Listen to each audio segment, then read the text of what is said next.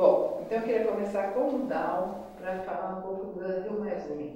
Assim, o que você acha que a Rio Mais 20 contribuiu no Rio Mais 20 foi uma coisa muito interessante, porque primeiro foi a percepção que as pessoas tiveram, as pessoas que estavam de fora, e mesmo algumas que estavam lá dentro, tiveram sobre a Rio Mais 20.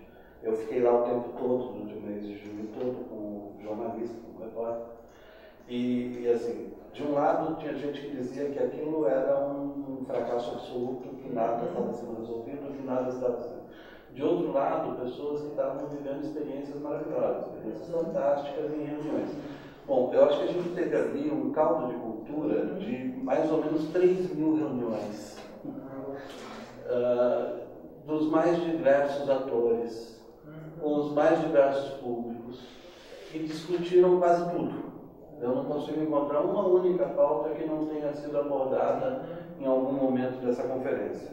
Então, eu acho que a Rio Mais 20, a primeira coisa que me ocorreu quando eu saí de lá, é que ninguém sai de lá impunemente. Ninguém participa impunemente de um evento dessa magnitude, né?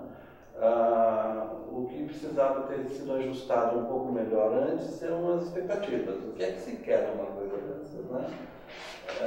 Você não...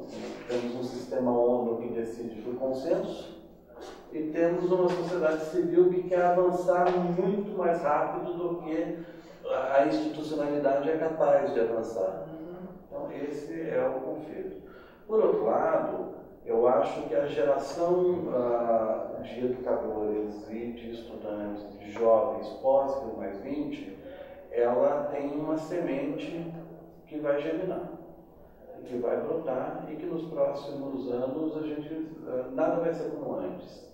Não dá para ignorar que o mundo mudou e que a vida no planeta Terra é uma coisa hoje muito mais densa do ponto de vista de comunidade humana do que há 20 anos atrás. Não existe mais não dá para imaginar que eu não tenho nada a ver com o que está acontecendo com o meu vizinho. Né? Essas coisas vão começar a ser mais densas. Eu acho que, para mim, a Rio Mais 20 tem essa característica de ser um divisor de águas do ponto de vista das utopias. Bom, César, o Dal está falando da questão dos mitos, das utopias dos jovens. Você acompanhou? Eu fui nas duas. E essa há 20 anos atrás. E agora? Os jovens. Eu acho que o que eu também concordo com o Dal. Acho que impressionou muito a participação. Né? Acho que foi diferente, bastante diferente da 20 anos atrás. Né? Era um outro público. Né? Eu acredito que essa participação, essa possibilidade de estar acontecendo tudo, tinha de tudo, né? De tudo um pouco. Foi fantástico. Mesmo com aquela divisão espacial que eu achei que o Rio de Janeiro né? Ficou uma coisa bastante, mas também que reflete o momento atual da sociedade mundial. Né? Você tinha um setor mais institucionalizado, mais governo, lá no Rio Centro. Né? Você tinha, vamos dizer assim, as empresas ali né, concentradas ali na Praia do Forte, e o movimento popular, as estruturas populares da sociedade civil, de certa maneira, lá no Flamengo. Né? Tem uma visão assim, de primeiro, segundo, terceiro setor bastante desenhado na cidade, né? Estabelecido nela. Mas eu acho isso também, eu acho que o que ela mais, talvez o que ela produziu, eu não tenho a noção da dimensão, né? Mas essa participação foi o que mais me chamou a atenção, essa participação de uma diversidade muito grande, não só do Brasil, mas da América Latina, do mundo todo, de gente do mundo todo, né?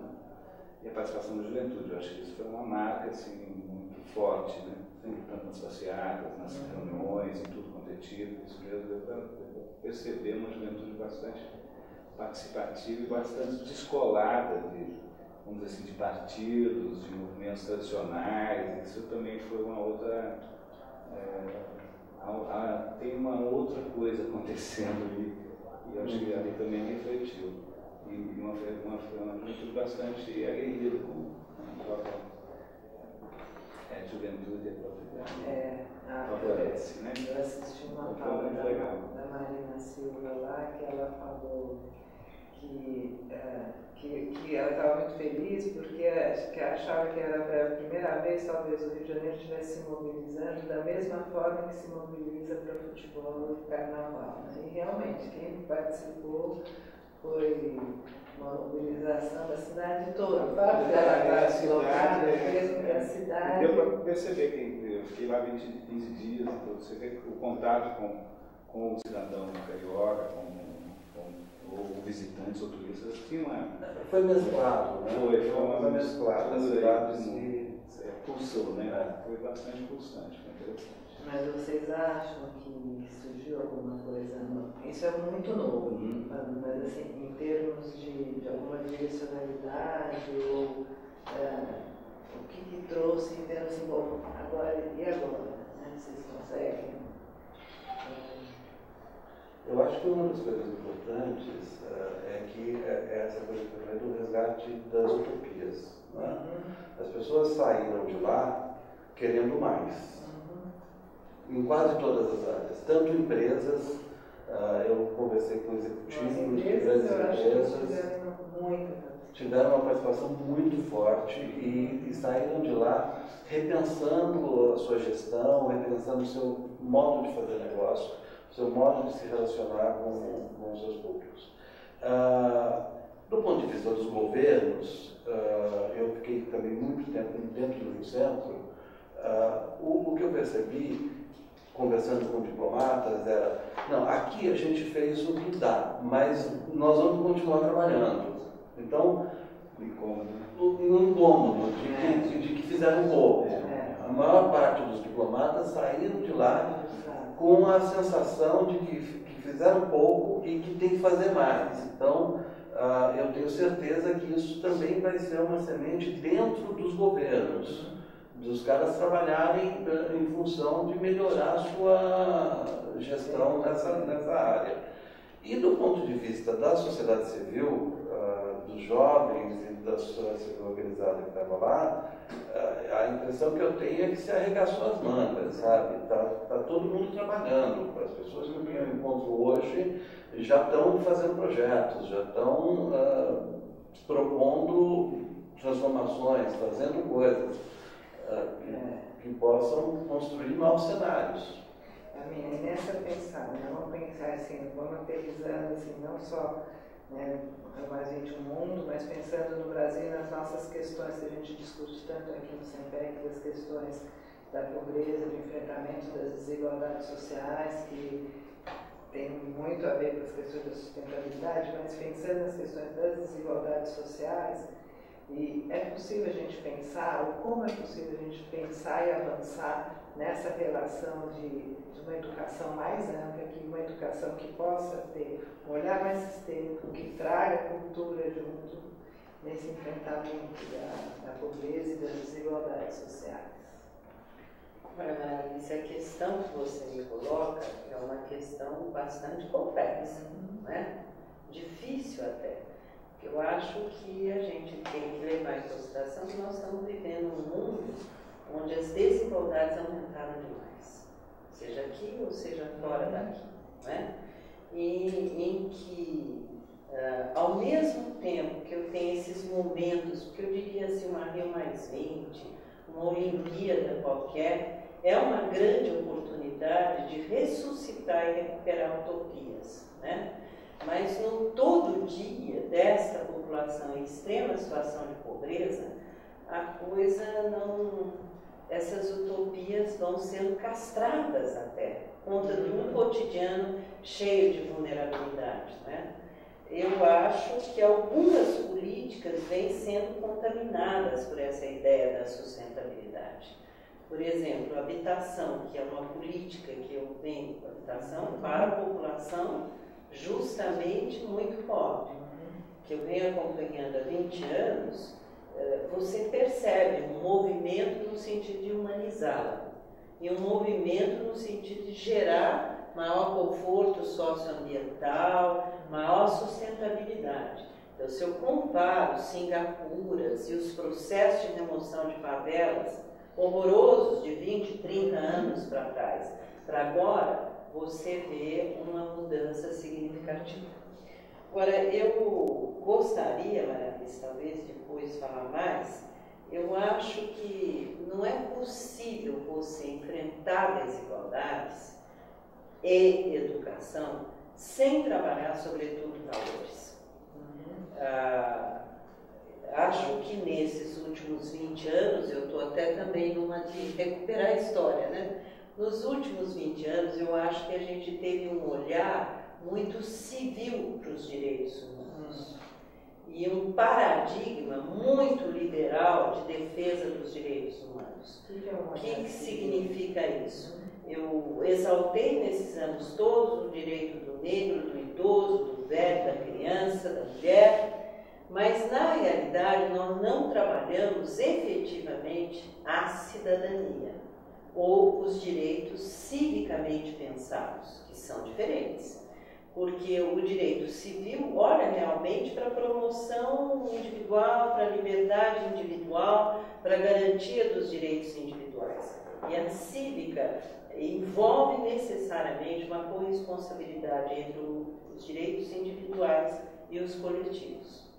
Bom, eu acho que essa questão dos direitos é alguma coisa extremamente séria e que nós tínhamos que trabalhar não só na escola, mas nas comunidades, nos grandes movimentos, no sentido de retomar valores maiores que as pessoas individualmente. Quer dizer, romper esse paradigma liberal de direitos humanos e começar a pensar uma cidadania que pensa o coletivo, que se compromete com o coletivo, que pensa a cooperação, que pensa a coalizão com outros, a negociação com outros, porque também não é só eu pensar o bem comum, mas como é que eu opero esse bem comum, como é que eu garanto esse bem comum.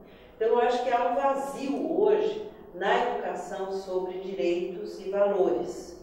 Quer dizer, direitos eu acho que tem que pensar de outra forma, e valores mais do que nunca é que orientam a definição de indicadores. Alfredo, aí a Karen está insistindo, acho super interessante que ela entrou nessa questão dos valores, que tem a ver com a gente está pensando em cultura e como que pode dar essa relação de cultura com a educação, os valores, o que é isso? O que isso pode estar lançando? Como que a gente pode estar articulando essa educação, cultura, pensando nesses valores e nessa desigualdade, né? Nesse marco que a gente está discutindo? Eu acho que essa relação entre educação e cultura ela é chave para incorporar valores na educação. Eu acho que a dimensão cultural incorporada à educação, ela significa a possibilidade de atualizar a escola que nós temos. É uma escola desatualizada, uma escola que não responde mais às demandas e necessidades que são muito mais complexas do que eram quando esse sistema foi formado, pensado, idealizado. Então, eu acho que a dimensão de valores, a educação tem que ser outra, né? Completamente outra. Eu acho que o momento que o Brasil vive hoje, que passa pelos debates que a RI+20 trabalhou, é um momento de redefinição de quase tudo, de quase todas as premissas, de quase todas as coordenadas que nos fazem, nos definem como país. A economia está crescendo, há um aumento do poder aquisitivo, há uma diminuição da pobreza, mas um aumento das desigualdades. Né? Mas essas certezas, mais no plano econômico, levantam uma série de perguntas no plano da qualidade desse desenvolvimento, de para onde queremos ir, que nação queremos ser, né? Que sociedade nós queremos construir. E eu acho que essa relação cultura e educação é onde esse debate, onde essas respostas podem ser dadas. Por quê? A dimensão cultural, ela diz respeito a uma visão não meramente instrumental, seja para o mercado de trabalho, seja para o mundo da vida. Né? A cultura, ela pode ser, entre várias definições que nós temos para a cultura, uma delas, uma das mais utilizadas hoje, exatamente aquela que aponta para todas as manifestações, conhecimentos, saberes que a sociedade formou de uma maneira não institucional e que são tão importantes na formação da sociedade, mas que não estão presentes no mundo da escola, ou quando estão de maneira muito residual, precária ou secundarizada, né? Falamos também de um contexto onde a escola perdeu o monopólio da fala e o monopólio de ser a porta-voz principal da informação e do conhecimento para a formação da cidadania. Ela podia almejar ser isso há 100 anos atrás, ou há 50, 60 anos atrás, quando não tínhamos televisão, ou quando a rádio ainda era incipiente, quando a internet não era realidade. Hoje a escola ela é mais uma fonte de transmissão de conhecimento, de valores e de informação, junto com a família, mas tanto a família como a escola perderam essa centralidade. A escola não saiu dessa perplexidade. Eu sinto que há um estado de perplexidade, de disputa, às vezes, de uma postura reativa, e não de perceber que esse contexto abundante, de abundância de informação, de conhecimento, de cultura, ele pode ser muito positivo para pensar uma nova escola. Certamente não é essa que nós temos, né? Ela tem que ser pensada com coragem a partir das premissas. Com muita coragem, porque não é fácil você fazer as perguntas fundamentais, de novo. Mas me parece que a cultura e as artes, dentro da cultura, elas têm muito a contribuir no desenvolvimento de um sistema educacional atualizado, que dê conta de desafios, de formar um país para dar conta de temas como diversidade, né, democracia, valores democráticos, valores de direito de cidadania, informações básicas que a escola não nos oferece hoje, de pagar imposto de renda, entender quais são os seus direitos, nada disso é ensinado na escola. É preciso compreender de maneira empírica, fora do mundo do sistema de ensino. A questão republicana não está plenamente realizada no Brasil. Se não for a escola, quem vai ser? Quem vai constituir um sentimento republicano, de que somos uma república, das desigualdades regionais, a ideia de que todos os estados têm direito de se desenvolver de maneira econômica? Isso não está enraizado no Brasil. Existem preconceitos de ordem territorial, social, econômica, cultural. A escola é o grande instrumento para transformar não só transmitir conhecimento, mas produzir uma argamassa na sociedade capaz de a questão ambiental, a questão da sustentabilidade, que me parece que tem que ser discutida de novo. O próprio conceito de sustentabilidade, que veio da área ambiental, hoje pode ser aplicado para o social, para o educacional, para o cultural, e não pode ser reduzido só para o... Então, ampliar essa noção de sustentável é fundamental, e a escola é que pode fazer. Então, enfim, são... Agora, Carlinha, essa ênfase na escola, né, e eu acho que a gente aqui sempre acredita mesmo na importância da escola, e como fica aí dentro, e a nossa discussão que a gente estava tendo, o papel da sociedade civil junto à escola? Nós estamos pensando numa escola pública, que é uma escola governamental, que ainda a maioria da população frequenta essa escola, né? E aí a sociedade civil, as universidades, as instituições, qual é o papel que tem nesse enfrentamento dessas questões de uma nova educação e das questões ainda do Brasil tão fortes dessa desigualdade social? Olha, Alice, eu acho que essa questão das desigualdades ela é fortíssima e a sociedade civil tem que se envolver mais fortemente na questão da mudança do próprio projeto escolar, né?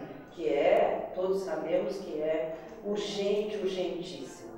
Agora, mas como é que eu mexo com essa sociedade que também está contaminada por esses valores liberais?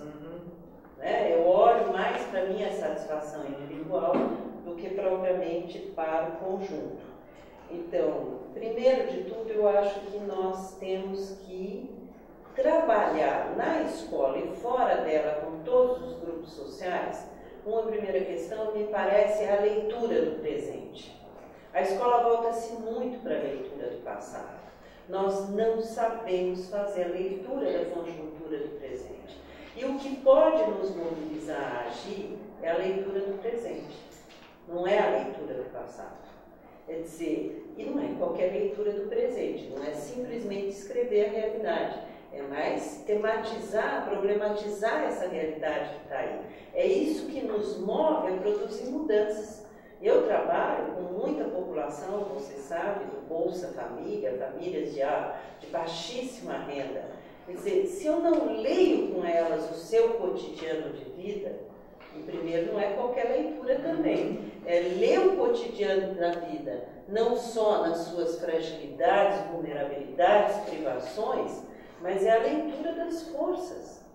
Eu dou um exemplo, se São Paulo é uma cidade que 1/3 delas é favela.